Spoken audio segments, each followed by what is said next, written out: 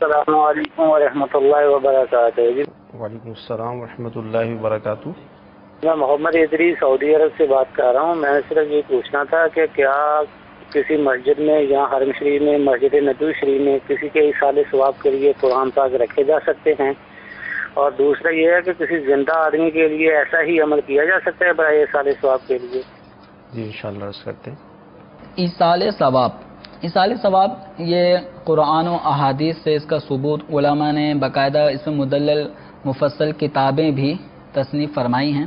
تو ایصال ثواب کا مطلب یہ ہے کہ ایک آدمی نے کوئی عمل کیا، نیک عمل کیا، اس نیک عمل کا وہ ثواب اگر کسی کو پہنچانا چاہتا ہے، مثلا کسی نے سورہ فاتحہ پڑھی، سورہ فاتحہ پر جو اللہ تبارک و تعالیٰ کی بارگاہ سے ثواب ملے گا، یہ ثواب یہ اپنے زندہ والدین کو بھی پہنچا سکتا ہے، مرحومین والدین کو بھی پہنچا سکتا ہے، صرف گنتی کے چند افراد ہی نہیں، پوری امت کو بھی یہ پہنچا سکتا ہے۔ اب اس امت میں کتنے مسلمان ہیں، کتنے مرد، کتنے عورت ہیں، تو اس کا شمار ہمیں نہیں ہے، ہر ایک کو پوری سورہ فاتحہ کا ثواب جو اللہ تعالیٰ پڑھنے والے کو عطا فرمائے گا، وہی ثواب جن جن کو یہ پہنچانا چاہتا ہے ان سب تک بغیر کسی کمی کے پہنچے گا۔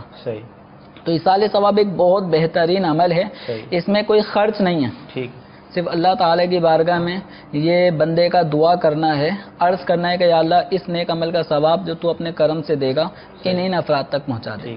اچھا، اب یہ مسجد میں قرآن پاک رکھنا، چاہے مسجد نبوی شریف ہو، مسجد حرام ہو یا علاقے کی بھی کوئی مسجد ہو، تو قرآن پاک رکھنا یہ باعث ثواب ایک عمل ہے، اور جو بھی پڑھے گا تو قرآن پاک رکھنے والے کو اس کا ثواب ملے گا، اور یہ ثواب جس طرح فوت شدہ کو پہنچایا جا سکتا ہے، اس میں اپنے زندہ والدین کی بھی یا کسی بھی زندہ شخص کے لیے ایصال ثواب کی نیت کی جا سکتی ہے۔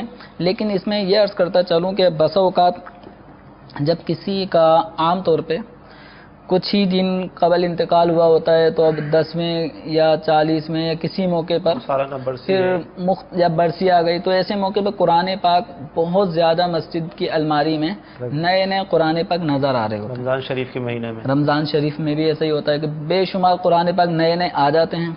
اب ہوتا کیا ہے کہ ان قرآن پاک کو پڑھنے والے لوگ عام طور پہ نہیں ہوتے۔ قرآن پاک مسجد کے ان شوکیس کی زینت تو بنا رہتا ہے، کوئی اس کو پڑھتا نہیں ہے۔ بسا اوقات ایسا بھی ہوتا ہے کہ ایسی جگہ ان کو رکھ دیا جاتا ہے کہ جہاں بارش کا پانی آ کر اور صفحات کو شہید ہو جاتے ہیں، اس طرح کے معاملات ہوتے ہیں۔ تو ایسی صورت میں اب یہ دیکھ لیں کہ اگر مسجد میں قرآن پاک بے شمار تعداد میں موجود ہیں، تو اب آپ نیا قرآن پاک لا کے رکھ رہے ہیں، پڑھنے والا کوئی نہیں ہوگا، پڑھے گا تو ثواب ملے گا۔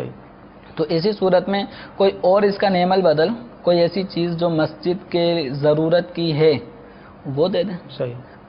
مثلا پنکھے کی حاجت ہے، پنکھا دے دیں، کوئی لائٹ ٹیوب لائٹ اس کی حاجت ہے وہ دے دیں، جنریٹر کی جیسے اس دور میں بجلی کی کمی کے باعث جنریٹر کی اشد ضرورت پڑتی رہتی ہے، تو ایسا کوئی طریقہ اختیار کر لیں جو استعمال میں آئے۔